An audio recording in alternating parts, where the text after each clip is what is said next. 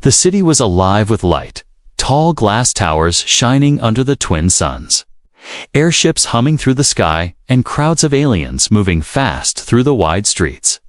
But one figure moved slowly, carefully, as if she did not belong there. She was a small alien girl, her clothes plain and simple, a faded tunic that looked old. Her shoes worn, her hands pressed tightly together, as if she hoped no one would see her. She had traveled far to reach this place, and now she stood before the tallest building she had ever seen, a human company tower. The doors were made of silver glass, opening wide with a soft hiss as workers rushed in and out, all of them dressed in bright uniforms, polished shoes, and shining accessories that glittered like stars. Compared to them, she looked poor, invisible, and weak. Still, she whispered to herself, "I must try," her voice shaking, because this was her last chance. She had nothing left on her home world, nothing but the hope that here, in this human city, she might find a place. She stepped inside, her heart racing. The air inside was cold, the floor smooth like water. Alien workers and human clerks moved quickly, their voices sharp, their laughter loud. She felt eyes on her. She felt the weight of being different. Then it happened. At the center desk stood the alien receptionist, tall and sharp, dressed in a glittering suit that shimmered with every movement. Her eyes caught the girl instantly, and her lips curled into a smile, not a kind smile, but one filled with mockery. "Well," the receptionist said loudly, her voice carrying across the lobby, "what do we have here? Did you lose your way to the charity house?" Others turned to look. Some laughed, some whispered. The girl's cheeks burned. She lowered her head, gripping the strap of her small bag. She wanted to disappear, but her feet would not move. She had walked days for this. She could not run. The receptionist leaned forward, her eyes flashing with cruel delight. "Are those your work clothes? How pathetic, even the cleaning drones shine brighter than you." Laughter rose around the lobby, cold and sharp, cutting into her chest like blades. The girl bit her lip, her eyes stinging. She whispered inside her mind, "Don't cry. Not here. Not in front of them, but her." Throat tightened, and she thought of turning back, leaving before the pain grew deeper. Yet, at that very moment, silence spread like a wave through the lobby.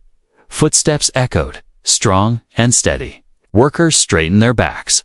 Whispers died. Even the receptionist froze. A tall figure had entered. A human, his suit simple but powerful, his presence heavy, his eyes sharp and calm. It was the human boss, the one who owned this tower, the one no one dared to mock. He walked slowly across the lobby, his eyes scanning the crowd. Workers bowed slightly. The receptionist forced a smile, trying to hide her cruel laughter from moments ago. The alien girl dared to look up just once, and her eyes met his. For a second, it felt like he saw everything, her fear, her weakness, and her hidden strength she herself had never spoken of. Her breath caught in her chest. The receptionist laughed nervously, stepping forward. "Sir, forgive the distraction. This outsider was about to leave. She clearly doesn't belong here. Look at her clothes." But the human boss did not stop. He raised one hand and pointed straight at the alien girl. His voice calm but powerful, a voice that cut through the air like thunder. "She's hired." The words fell heavy, shocking the entire lobby. Silence followed. Eyes widened, jaws dropped. The receptionist blinked, unable to understand. "Hey, hired, sir," she stammered, "but she's not qualified." "She's not." The human boss glanced at her, and that glance was enough to silence her completely. He turned back to the girl, his gaze steady, his hand still pointing at her. The alien girl stood frozen, her mind spinning. Did she hear correctly? Hired, her heart pounded, her knees felt weak. She wanted to speak, but no sound came out. The workers stared, confused and curious. Whispers rose again. Why her? What does he see? She looks useless. The girl felt all their eyes on her, but for the first time, it did not crush her. Because above all the voices, above all the mockery, there were only two words burning in her ears. She's hired, her journey, her humiliation. Her planet all changed in that one moment. The human boss had chosen her, and no one knew why. Not even her, but deep inside, a spark lit in her chest, a spark of hope, a spark that whispered, maybe, just maybe, she belonged here after all. And as the human boss turned, walking deeper into the tower without another word, the girl's trembling hand tightened on her bag. She took her first step forward, not away, but toward the unknown future that had just opened before her. The girl could not move. Her body felt frozen, as if time itself had stopped. The words of the human boss still echoed in her head. She's hired. They were heavy words. Words that no one expected. The receptionist's face turned pale, her fake smile fading. Her fingers tightened on the edge of her desk. Her eyes wide with disbelief. She had mocked the girl only seconds ago. And now the boss himself had chosen her. The crowd in the lobby did not understand. Whispers began to spread like ripples in water. Why her? What is he thinking? Is this a joke? They said. Some laughed nervously, others frowned. Many thought it was a mistake. But the human boss did not explain. He did not give a reason. He only turned his head slightly toward his assistant, a tall human man who stood close behind him. The assistant nodded quickly and stepped forward, handing the girl a small card with glowing letters. This is your access pass, the assistant said firmly. You start now. The girl's hand shook as she took the card, her chest rising and falling fast. She could hardly believe this was real. She had no fine clothes, no experience. She did not even understand how human companies worked. Yet here she was. Hired by the order of the most powerful man in the tower, the receptionist tried again, her voice trembling but sharp. Sir, forgive me, but this is a mistake. She does not meet the standards. She will only slow us down. The human boss stopped, turning his head just enough for his eyes to meet hers. His gaze was cold, and in that moment the receptionist felt smaller than ever. He said nothing, but his silence carried more weight than 1,000 words. The receptionist lowered her eyes. Quickly, her voice dying in her throat, she dared not speak again. The alien girl clutched the card tightly, her heart pounding. She felt every stare, every whisper, but she also felt something else, strength, a tiny spark of courage growing inside her. Chest, follow me, the assistant ordered, his tone firm but not unkind. The girl nodded quickly and walked after him, her steps small and nervous. The crowd parted as she passed, some sneering, some shaking their heads. But none dared to speak against the boss's decision. The assistant led her through wide halls filled with polished glass walls and glowing screens.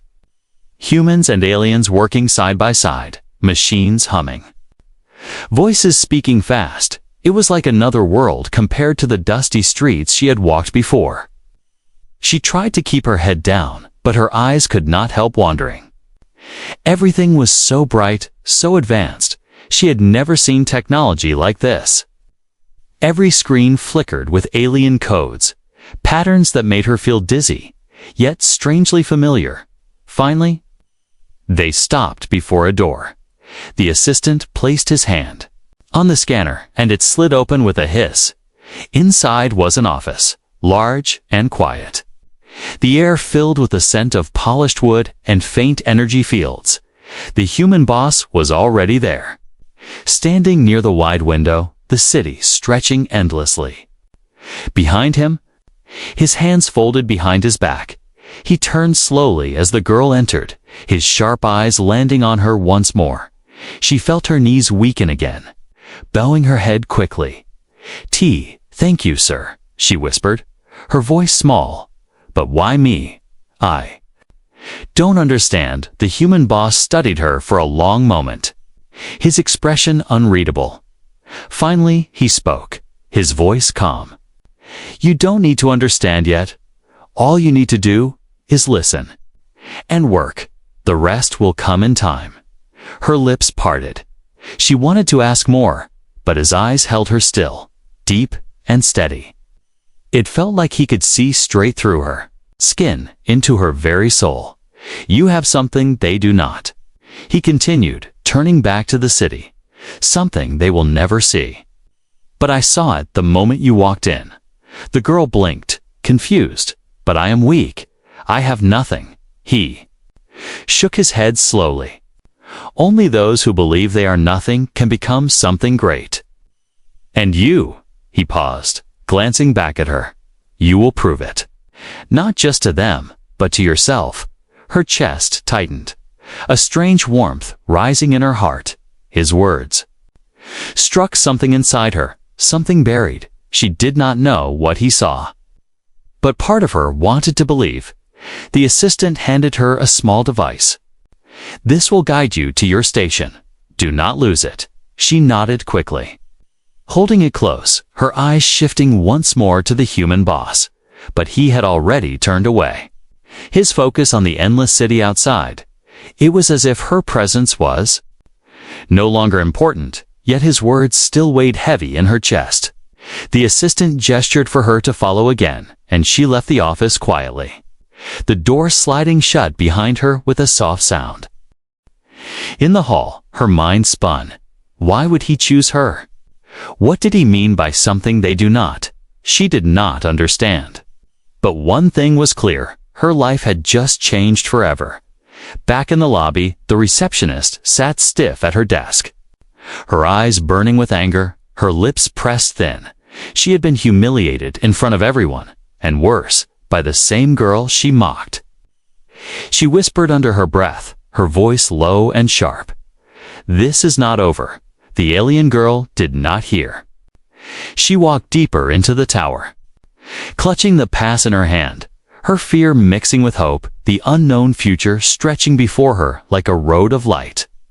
The alien girl woke the next morning in a small room given to her inside the tower.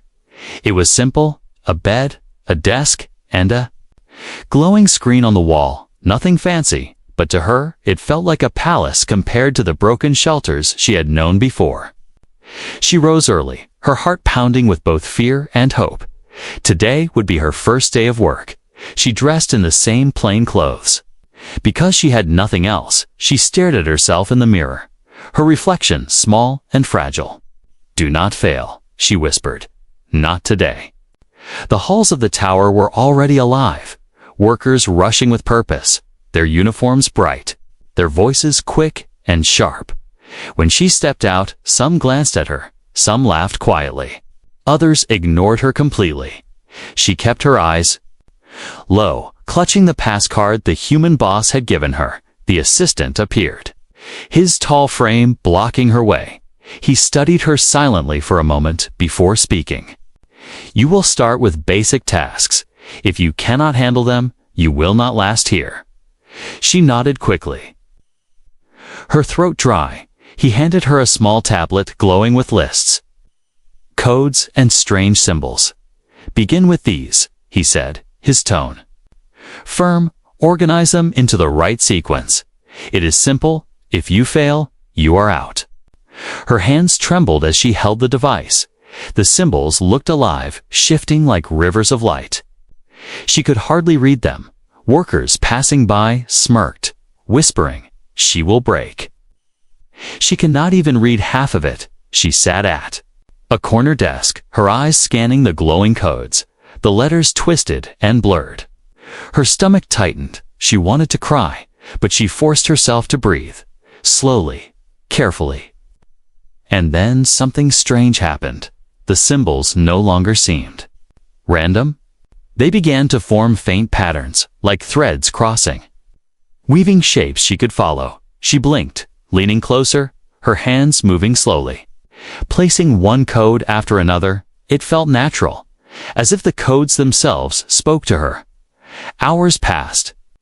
The workers glanced over, expecting to see her fail. But the codes on her screen began to glow brighter, the sequence flowing smoother than expected. The assistant watched quietly from afar, his eyes narrowing at last. She placed the final code, and the tablet chimed, a clear sound that echoed across the room. On the screen appeared a message. Sequence perfect. Gasps spread. Whispers filled the air. Impossible. How did she do that? She has no training, the receptionist, who had been waiting to see her fail, clenched her teeth so hard her jaw ached. The assistant walked over, picking up the tablet. He studied the results. T's eyes cold, but slightly impressed. He said nothing at first, then looked at her. You finished this faster than most trained workers. How? She lowered her head, afraid to speak. I don't know. I just saw it. His eyes narrowed, but he gave no answer. Only a small nod before walking away. She let out a shaky breath, relief filling her chest, but also fear. Because she knew eyes were now truly watching her. Later that day, another task arrived. This one, more difficult. Systems in one section of the tower had gone down. The screens flickered with alien symbols no one could untangle. Technicians were already frustrated. The assistant turned to her suddenly, placing the device in her hands again. Fix it. She froze, her voice shaking. Me, but I. Fix it, he repeated firmly. The workers laughed, shaking their heads. Now she will fail. Now she will be exposed. The receptionist smirked, already preparing her cruel words. Her chest tightened, her hands sweaty. She looked at the codes, lines of fire, and chaos. She wanted to drop the device and run. But then she remembered the human boss's words. You have something they do not. She closed her eyes, breathing slowly, and when she opened them, the chaos turned into faint lines again. Hidden threads only she could see. She followed them, carefully, her fingers moving faster, connecting, breaking, rebuilding, her fear fading. Replaced by focus, suddenly, the system hummed. The screens glowed back to life. Lights filled the room once more. The tower section restored. Workers gasped louder this time, staring at her as if she were a stranger. The receptionist's smile died, her nails digging into her desk. She whispered under her breath, "This cannot be happening." The assistant studied her again, silent but thoughtful. Then he gave a small order, "Report to the boss." Her heart skipped, fear rising again. She clutched the tablet tightly and walked nervously down the long hall. The doors opening into the great office once more. The human boss stood near the window again, his back to her, the city shining behind him. He did not turn at first. His voice calm, "So, they laugh at you, and yet you succeed." She swallowed hard, her voice small. "I don't understand why this happens to me. I don't know why I can see things they cannot." Finally, he turned, his eyes sharp, studying her deeply. "That is because you are not like them. You are different, and that difference is exactly why I chose you." Her knees felt weak, her chest heavy. But why? Why me? He stepped closer, his voice lowering, carrying weight. "Because your difference will one day save more than this tower. It will save lives." Her breath caught. She could not understand, but she felt the truth in his words. And deep inside, a spark grew brighter. The tower felt different now. Whispers followed her wherever she went. Some eyes were curious, others were sharp with jealousy, but no one laughed anymore, not openly at least. The girl moved quietly between tasks, always listening, always watching. Every day the assistant gave her harder tests. Every day she solved them with growing speed, but something inside her felt strange. Like a quiet storm waiting to rise, she started seeing things others could not. Hidden lines in the walls, tiny glows inside the machines. strange pulses of light in the data streams that flowed through the glass wires above her head. She tried to ignore it, telling herself it was nothing, just tired eyes.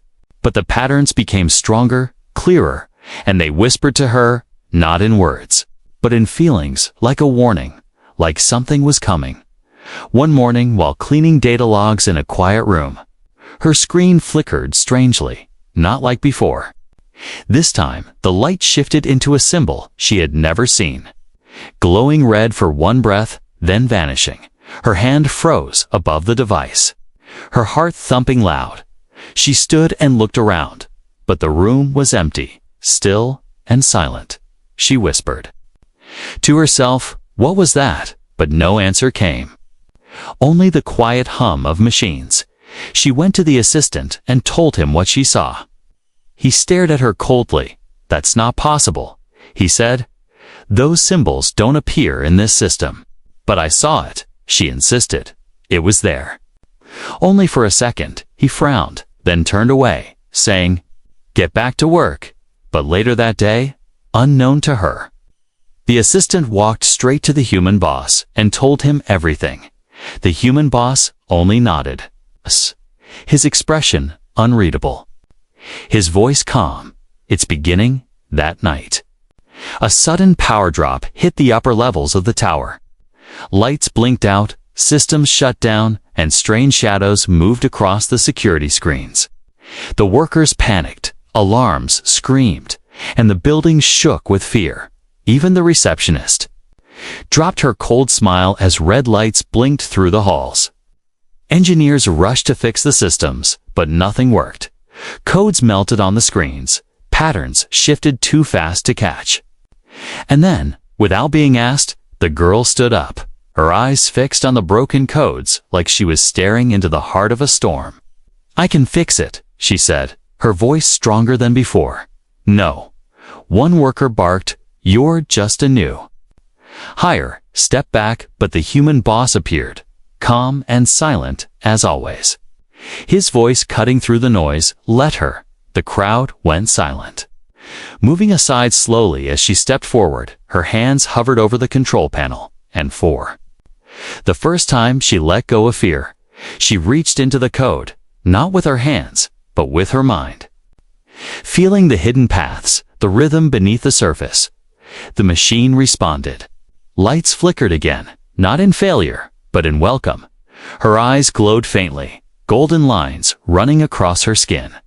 Like symbols waking up inside her, she moved, quickly, faster than anyone could follow, changing the sequence, calming the storm, rewriting the system's breath. And then silence, all at once. The alarms died, lights returned, screens settled. The tower stood calm once more. Everyone stared, some in awe, others in fear. The receptionist whispered under her breath, "She's not normal." The girl staggered back, breathless, her legs shaking. "What was that?" she whispered, her hands still glowing faintly. The human boss stepped forward, his face still unreadable, but his voice soft. "It is what you are." She looked up at him, confused, scared. "What am I?" He nodded toward the dark screen beside her, where her reflection stared back glowing eyes, golden skin markings. No longer the weak girl from the streets. "You are something old," he said. "Something lost, something that even you don't yet understand." The crowd began to back away, unsure of her, afraid of her. Even the assistant kept his distance, but the human boss stood close, not afraid, not surprised. "You're not here by accident," he continued. "You were born for this." She shook her head, tears in her eyes. "I didn't ask for this. I don't want to be different." He looked at her gently. "None of us choose what we are, but we do choose what we become." She stood in silence, the words sinking into her chest like seeds waiting to bloom. She did not want power. She only wanted to belong. But now she saw belonging might come only when she accepted her truth. And deep inside, that quiet storm had started to move. No longer silent, no longer hidden. After the system event. Everything changed inside the tower. The alien girl, once ignored and mocked, had become the center of whispers. She had restored power when all others failed, and her hands had glowed. Her eyes had shone. People had seen it with their own eyes, but not all eyes looked at her with respect. "She's dangerous," someone whispered in the hallway. "She's hiding something." Another voice said near the lunch chamber. "She's not one of us," said a third, and that one was loud enough to be heard clearly. The receptionist sat at her desk with a fake smile and sharp eyes, her fingers typing fast, but her thoughts darker than ever. The girl she once laughed at had become a mystery, a symbol of power, and the human boss he had protected her. That was the part the receptionist hated most, the way he looked at her. Not with softness, but with certainty. As if she meant something greater than the rest of them. The receptionist began planting words. Soft and poisoned, she spoke to other workers, all with smiling faces. "Maybe the human boss is using her," she said sweetly. "Maybe he has reasons we don't understand." Others began to talk behind closed doors. She could be a spy. Maybe she's from a forgotten race. What if she's not even loyal to humans? One worker, jealous and bitter, said, "If she can do that with her mind, what else can she do? What if she turns on us?"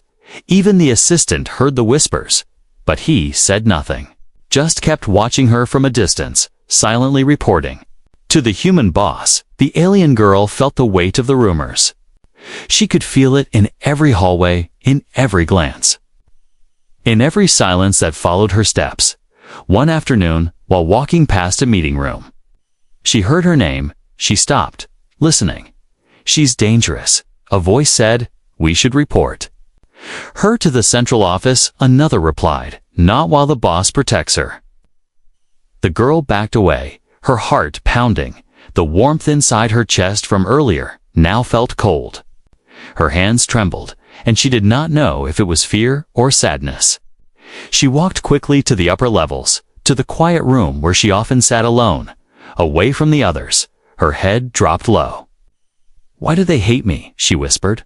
"I did nothing wrong." And from the doorway, the human boss spoke quietly. "You did everything right." "That's why?" She turned, startled. "They think I'm dangerous." He nodded slowly. "Because you are different, and different always makes them afraid. I never asked to be this way," she said, her voice cracking. "I never wanted to stand out." He stepped closer, his voice calm. "But you are standing out for the right reasons, and one day, the same people who fear you will call for your help." She looked up at him, eyes full of pain.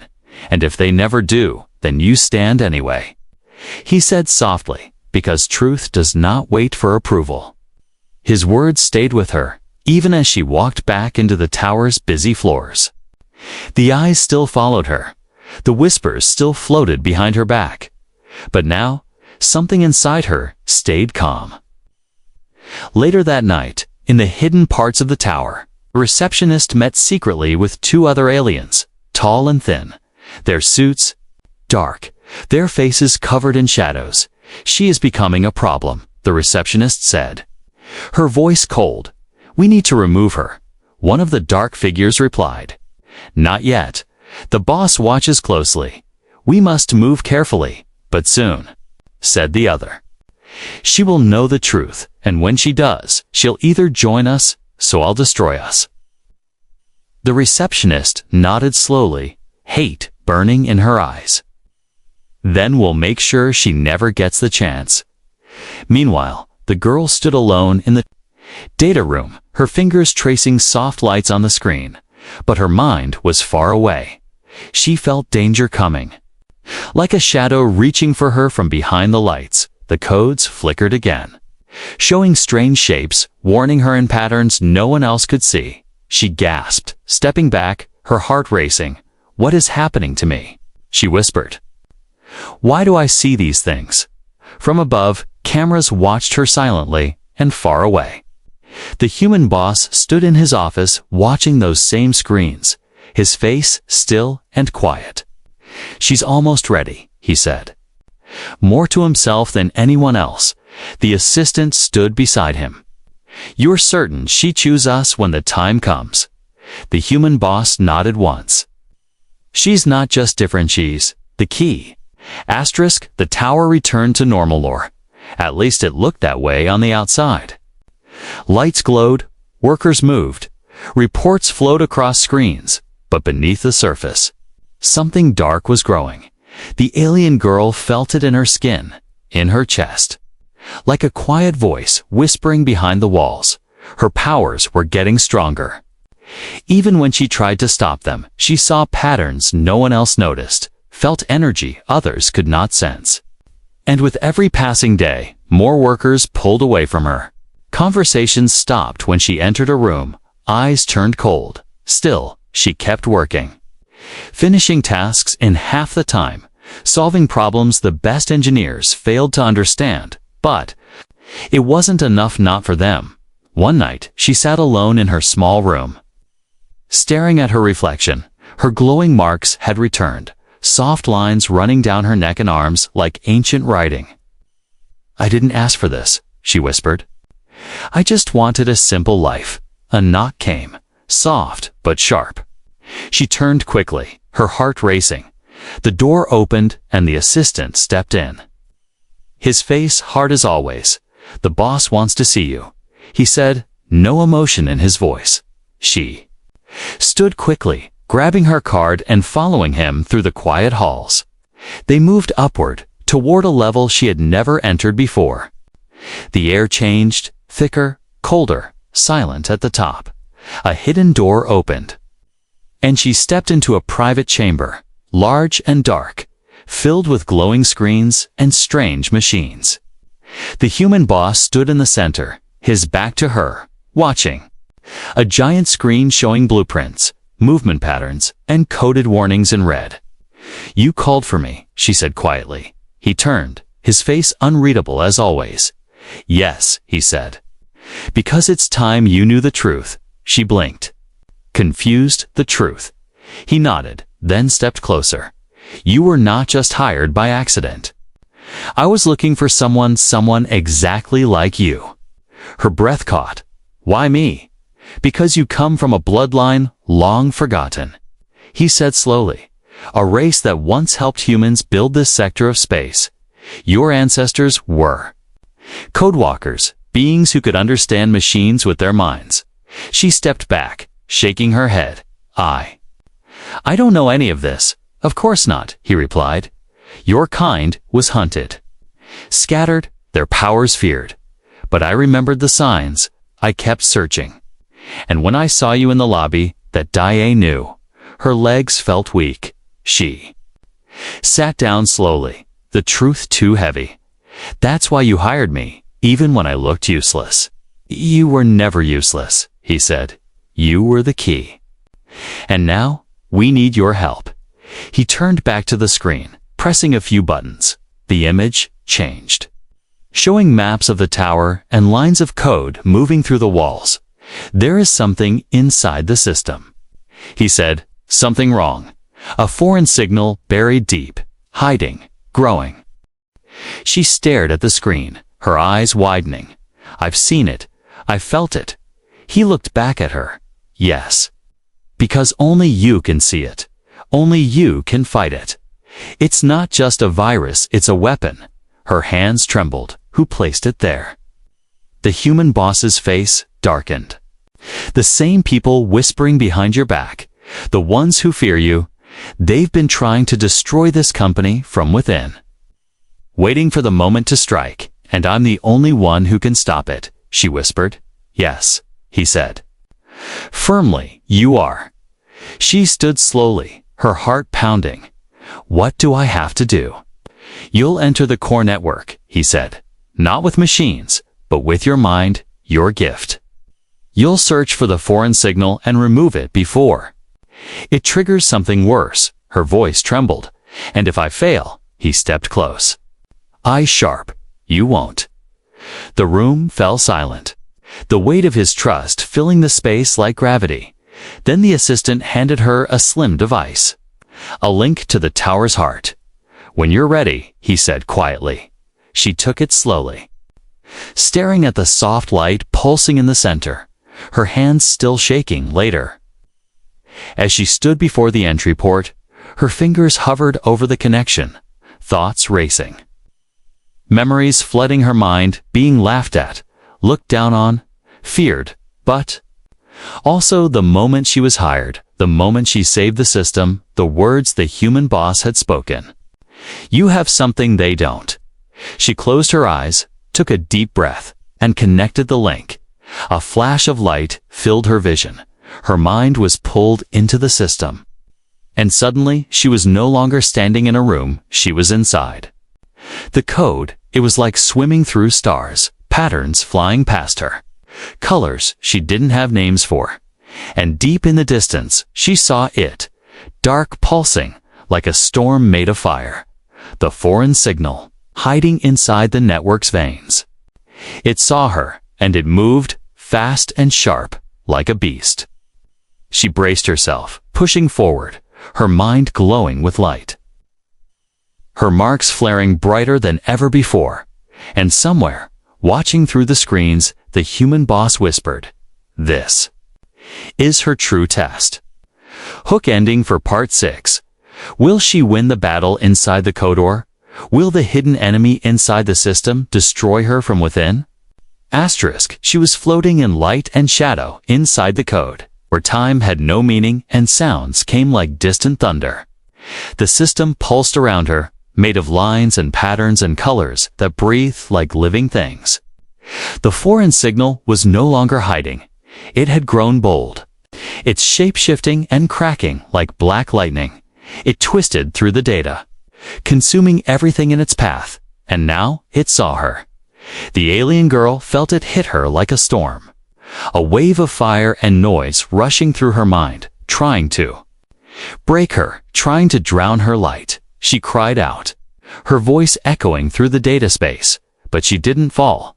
She stood in the code, her body glowing brighter, her markings blazing like ancient stars. "You don't belong here," the signal hissed, not in words, but in thought, deep and sharp. "You were forgotten for a reason." "I belong," she said back, her mind burning. "I was chosen, and I choose to stay." It attacked again, faster, fiercer, and she fought back, not with weapons, but with will. She grabbed the broken patterns it had corrupted, healed them, rewrote them. She saw memories of the tower, of its people, even the ones who hated her. She fought not for revenge, but for protection from the outside. Alarms went off. The system's pressure rising dangerously. Sparks flew from the walls, and the tower began to shake. Engineers screamed, "She's inside too long. She'll burn out. She won't survive." The assistant stood still, watching the core, sweat on his brow, the human boss beside him. Calm but tense. "Do we pull her out?" the assistant asked. "No," the boss said. "She's still fighting. She's close." Inside the network, the signal roared, throwing walls of corrupted code at her, shadows of broken data. Creatures made of sharp light and lies. She was tired, her strength fading. But she remembered the beginning. The day the receptionist laughed at her. The day she was almost turned away. She remembered the boss's voice. "You have something they don't." And she remembered her own voice, soft but strong, saying, "I belong." Her hands rose in the code space, light bursting from her palms, patterns glowing like fire. Her mind weaving symbols her body never knew it had. She touched the heart of the corrupted signal, not to destroy it, but to rewrite it. The foreign code screamed, twisting and screaming, but it could not stop her. She was not just a worker, not just an outsider. She was a code walker, a healer. Of systems, a light inside the darkness, outside. The lights blinked violently, then steadied. Screens all over the tower flashed blue, green, and finally white. Systems returned, machines hummed again, and the shaking stopped. In the control room, the boss whispered, "She did it." The core opened with a hiss, and the girl collapsed into the assistant's arms, her body weak, her skin still glowing faintly. She blinked slowly, her voice cracked. "Did I win?" The boss stepped forward, placing a hand gently on her shoulder. "Yes, and more than that, you changed everything." Word spread across the tower within minutes. Workers stared at her with wide eyes, no longer mocking, no longer afraid. But full of awe, the receptionist stood silent, trembling with rage. Her whispers had failed. Her plots broken. Later that day, the human boss called for a tower-wide announcement. Workers gathered across all levels, screens lit up with his face. And beside him stood the alien girl, tall and calm despite her exhaustion. "She is one of us," he said clearly, "and without her, this tower would have fallen. Today, we do not just thank her, we honor her." The crowd clapped, some loudly, some hesitantly, but none dared to deny her now. For the first time, she stood without fear. Her head high, her eyes steady. She belonged not because someone allowed her to, but because she had earned it. Later that evening, in the quiet of her small room, she looked at her reflection once again. The golden lines were still there, glowing softly, but they no longer frightened her. They were a part of her, just like her pain, her courage, and her story. From the shadows, the human boss watched silently through the glass wall. A rare smile on his lips, he turned to the assistant and said, "There will be more like her out there. We will find them, and if we don't," the assistant asked, "then she will." The boss said, "She's ready." And in the silence of the tower, where once there was laughter and cruelty, now there was only one name spoken with respect to the girl who had come from nothing and saved them all. Final hook/outro for Part 7.